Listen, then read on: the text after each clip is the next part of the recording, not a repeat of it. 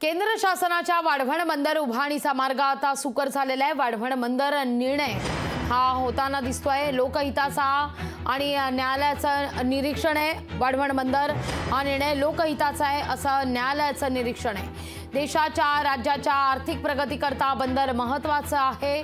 पर्यावरण प्रेमींनी दाखल केलेल्या याचिका उच्च न्यायालयानं फेटाळून लावलेल्या आहेत।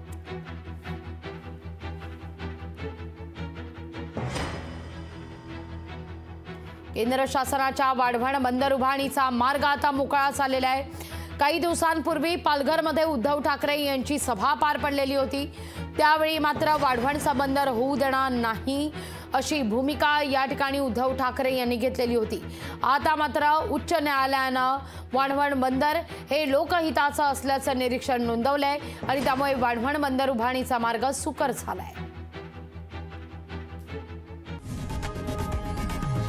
लोकशाही मराठी ऐका, पहा, जागरूक रहा।